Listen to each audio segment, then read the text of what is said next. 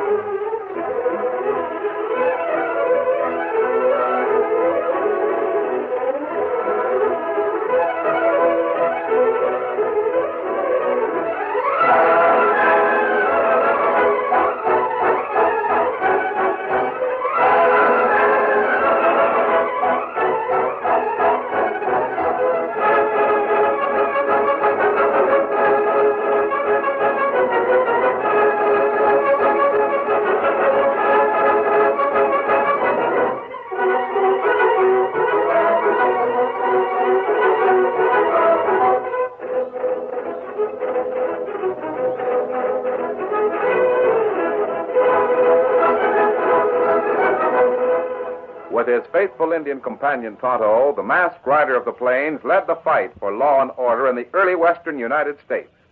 The stories of his strength and courage, his daring and resourcefulness have come down to us through the generations. And nowhere in the pages of history can one find a greater champion of justice. Return with us now to those thrilling days of yesteryear. From out of the past come the thundering hoofbeats of the great horse Silver. The Lone Ranger rides again. Come on, Silver! Let's go, big fellow! I'm Silver!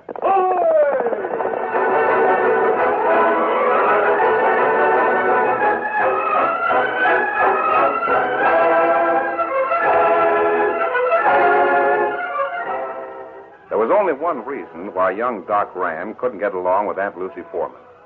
Aunt Lucy had liked the boy well enough when he first came back from medical school and started his practice in the town of Portage. Then, one day...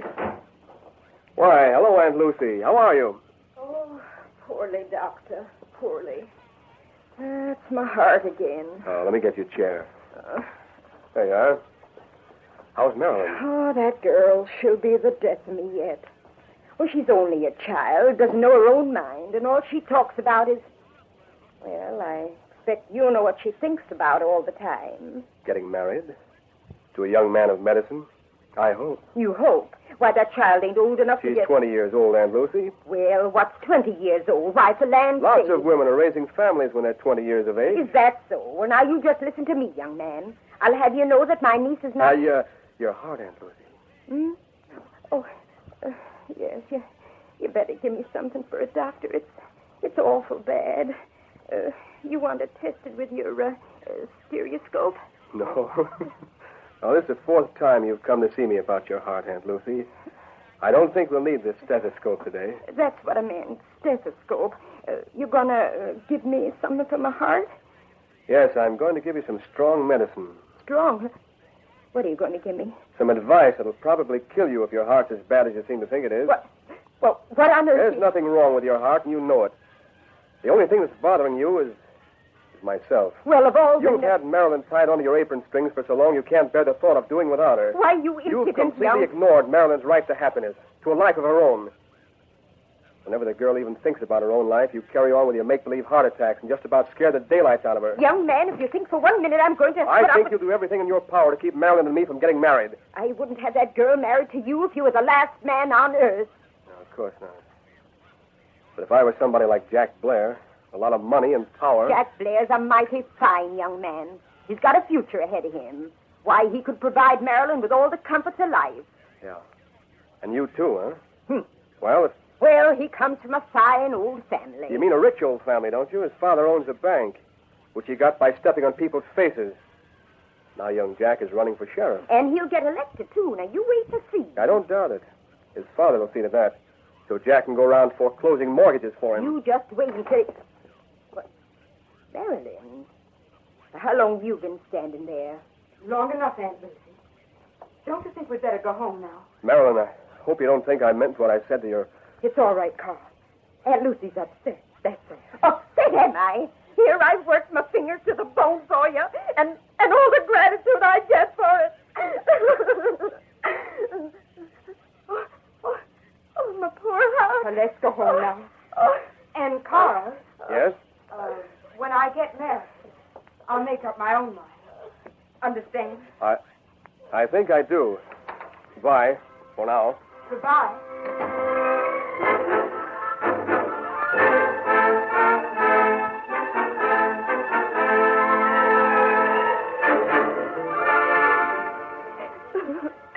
My poor heart.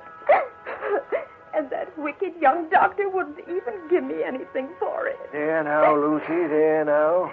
You just take it easy for a spell.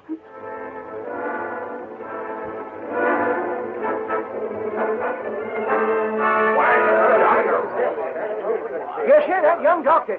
Him and Lucy had a terrible row. Practically kicked her right out of his office. He told me.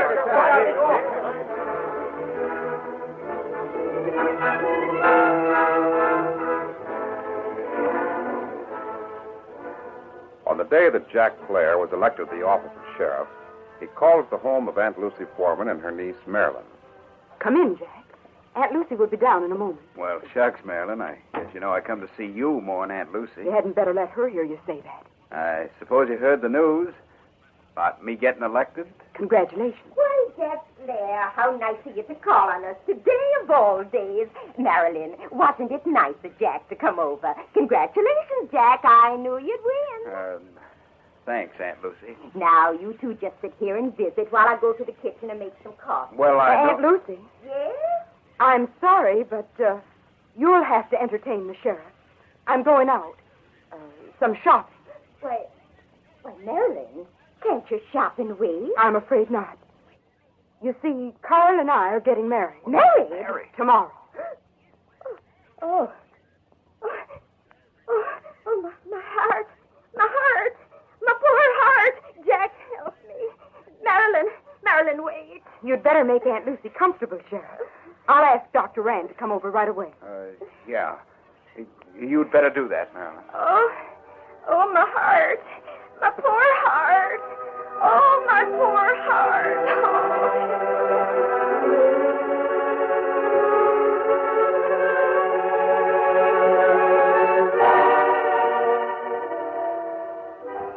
But, Marilyn, there isn't anything I can do for her.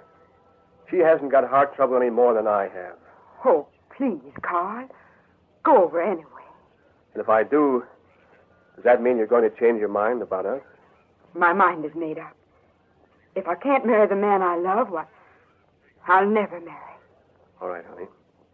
She'll probably throw me out the door with her weak heart. But I'll go over and give her some baking soda tablets or something.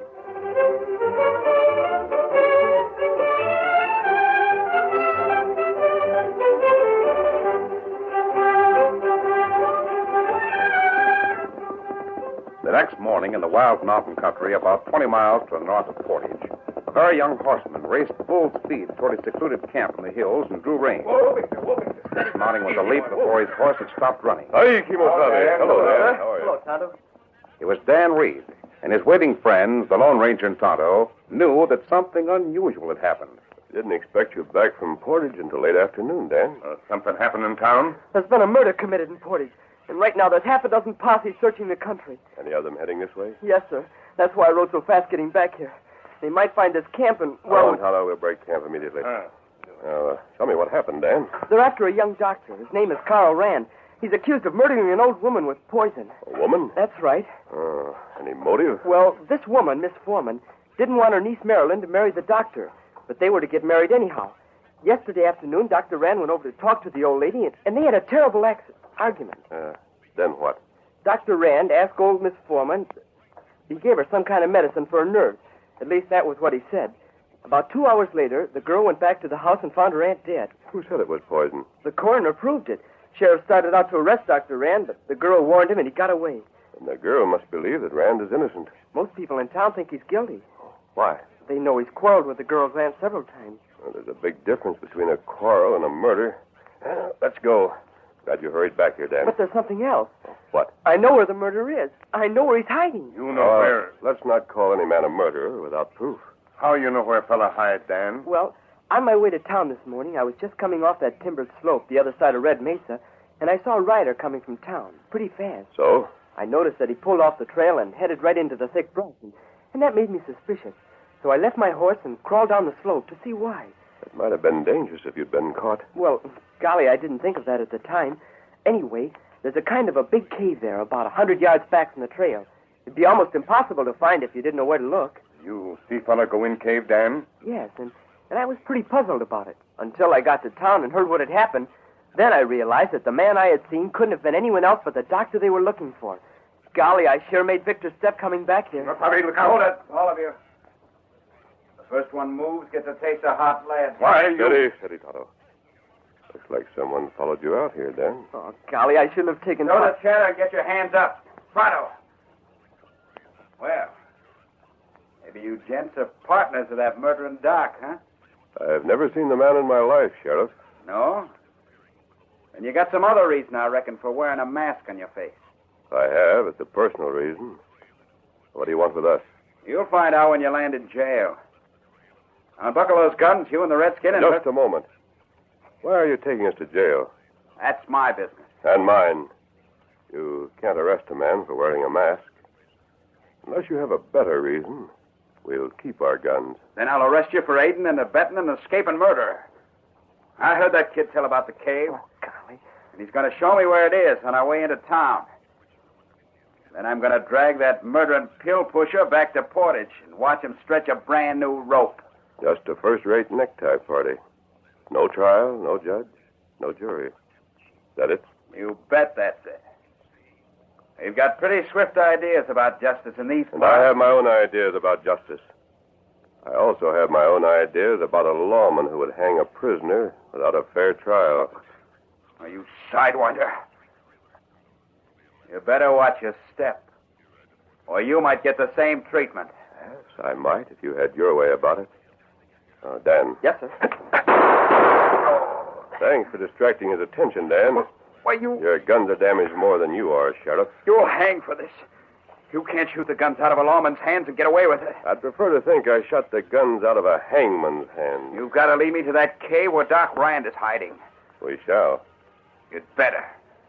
You know what's good for you. In just 1 hour. 1 hour? Why do we have to wait 1 hour? Then you ride to that cave and tell Dr. Rand we're coming. You can't do that.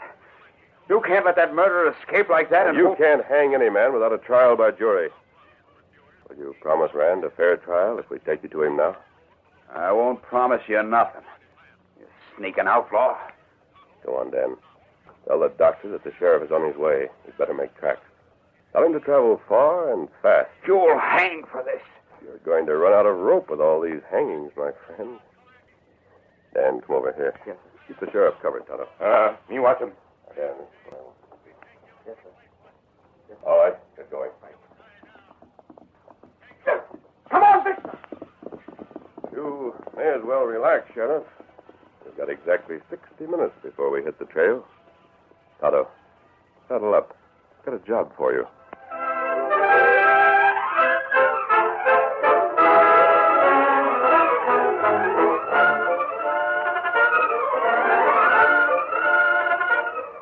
The curtain falls on the first act of our Lone Ranger story. Before the next exciting scenes, please permit us to pause for just a few moments.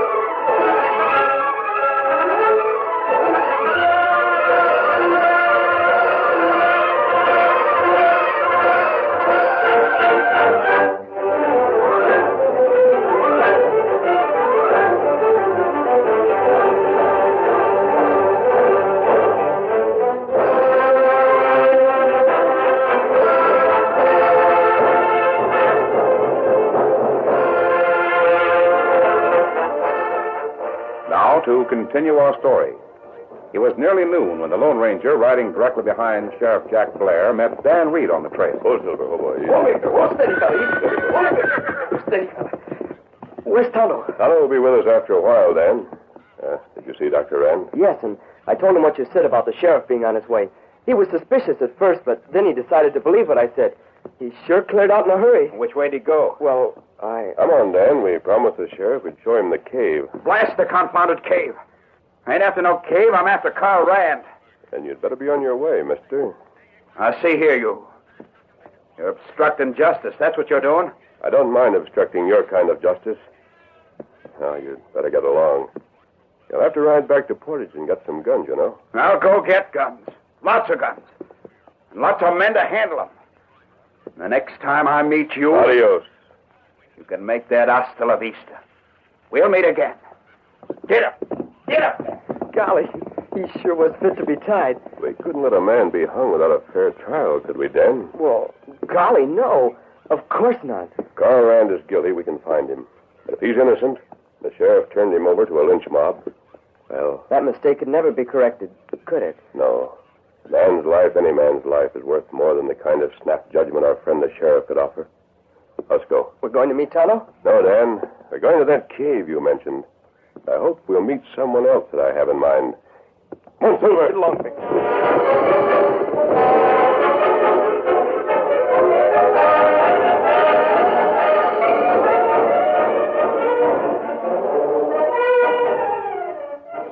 The late afternoon shadows were slanting down through the hills when Marilyn reined up on the ridge overlooking Red Mesa. For a long time, she sat motionless, studying the surrounding countryside. Then, apparently satisfied, the slender girl dismounted and led the horse into the thick brush. A moment later, she ran down the slope toward the hidden cave and pushed through the concealing bushes. Carl? Carl? Where are you? Carl isn't here, Miss Marilyn. I'm asking. What have you done? Where? Carl is safe enough for the present. For the present. But what have He's you... gone and safe if he's innocent. Oh, but he is. I know he is. How do you know? Why, he just is, that's all. No matter what anybody says, Carl wouldn't have done that. Please, don't think about it just now. But you and this boy... Please consider us your friends. We hope to prove Carl's innocence. How did you know about This hiding place? This young man saw Dr. Rand come in here this morning. While he was telling me about it, the sheriff slipped up on our camp. We, detained the sheriff long enough for Carl to escape. Oh, I'm so glad. I know. I just know that Carl couldn't have poisoned. But thank heaven he's free. They'll never catch him now, thanks to you. Don't thank me too soon, Miss Marilyn.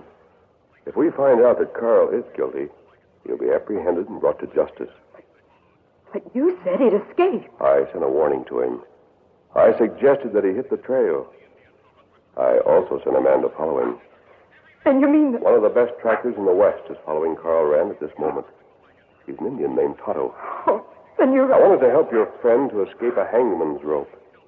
I didn't intend that he should escape justice. You see, there is a difference. Oh, but he couldn't have killed her. I'll never believe that. I'll do everything to prove he's innocent. Good girl, and perhaps we can help you. Now will you tell me the whole story about you and Carl? Yes, I'll tell you.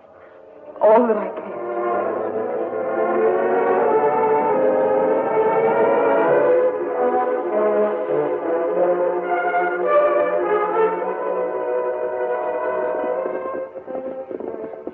Darkness had fallen when the girl returned to the town of Portage. Whoa, boy. Dan Reed was at her side. Hurry, Dan. Get your horse inside the stable, out of sight. Sure. Here, let me take your horse, too, Miss Marilyn. All right. Then come to the house. By the way... Yes? You still haven't told me who your outlaw friend is. Well, just don't worry about it, miss. And take my word for it. He's not an outlaw.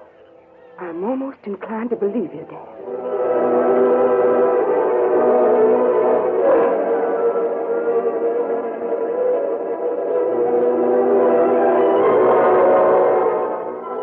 An hour later, Marilyn Foreman and Dan were finishing a welcome supper when they heard a clatter of hoofbeats in the yard outside. I don't know who it is, but it may be Sheriff Blair. Hurry, you mustn't be seen here. The sheriff will remember. Quickly, into the next room. All right, Miss Marilyn.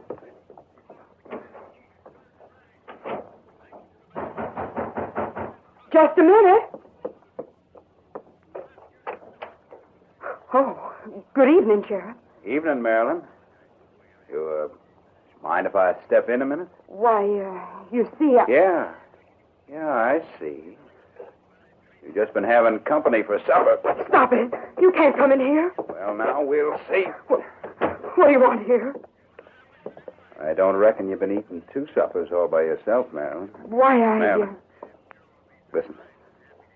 I ain't so all-fired anxious about this job of sheriff, and I ain't so crazy about catching up with Carl Rand either. What do you mean? You know how I felt about you for a long time. Let's get out of here, honey. We'll go to San Antonio, get married, and have a big honeymoon in the East. I'll tell my father... Now, wait a minute, Sheriff. When I told you I wouldn't marry you, I meant it. You did, huh? Well, What are you going to do with that gun? I'm going to take a look for Carl Rand. Right in that next room. But he's not in there. I swear he isn't, please. If he ain't in there, you got nothing to worry about. If he is, then I reckon I'd still make a better husband than no husband at all. No, you can't. I won't let you go in there. You've no right to search this house. Here, you let go. No. Let go, you plain bitch.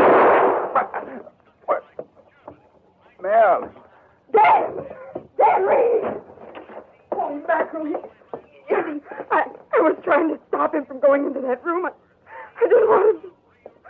What can I do? I shot him. Wait here.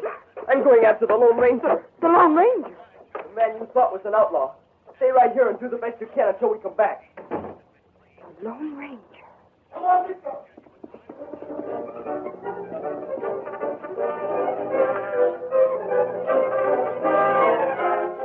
Arriving nearly exhausted at the masked man's rendezvous, Dan Reed found the Lone Ranger and Tonto together.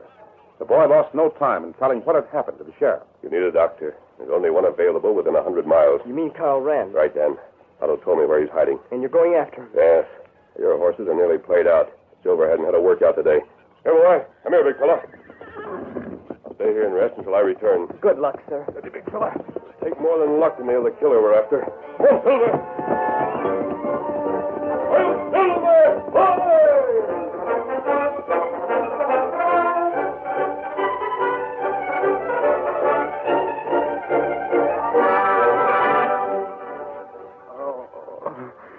Marilyn, my head, it hurts terrible.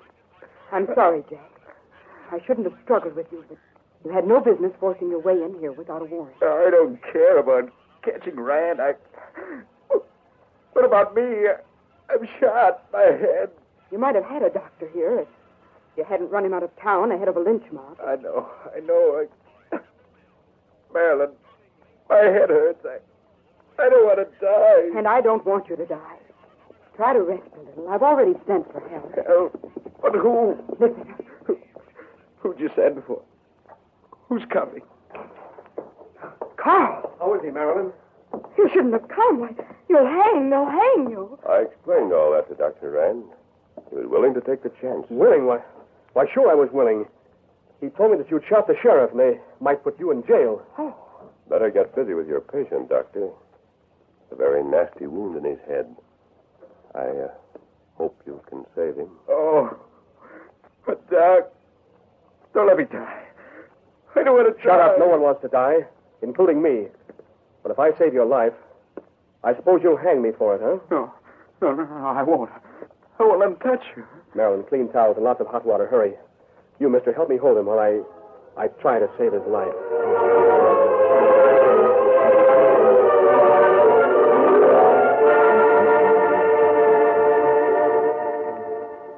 Oh, what are you staring at me like that for, Doc? Well, I'm sorry, Jack. I did the best I could. There's nothing more I can do. You lie. You're letting me die. You're killing me. The doctor isn't lying to you, Blair. He's done all that's in his power. It's too bad. Well, they're killing me. They're letting me die. Don't let him make him stop killing me. Oh, my head. Sheriff, at a time like this, you better clean up your conscience a little. Oh, I got nothing to lose, is that it?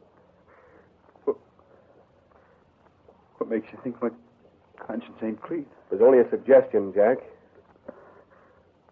All right. I killed her. Oh, sure. I figured, just like now, nothing to lose. But I thought it was a slick way to get rid of the doc here. When I heard you and him would get married right away, I killed her. I spread the news around town about a big argument between her and Doc.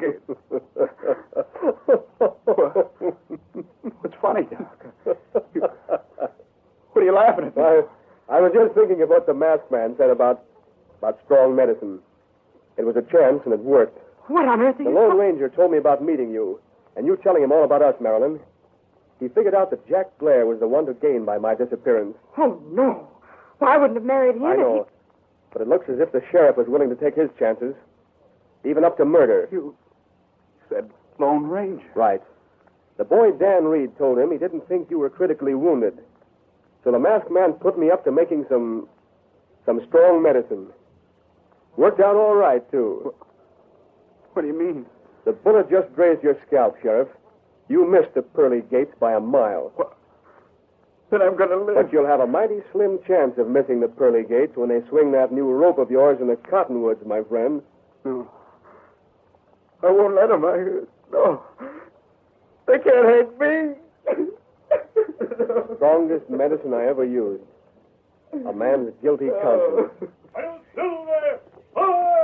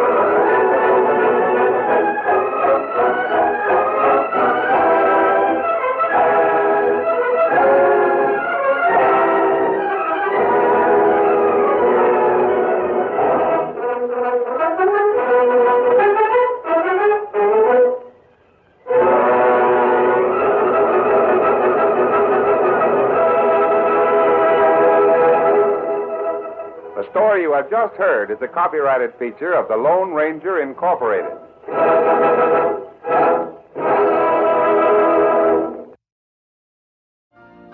You've been listening to the OTR Gold Network. Find more classic radio at otrgold.com.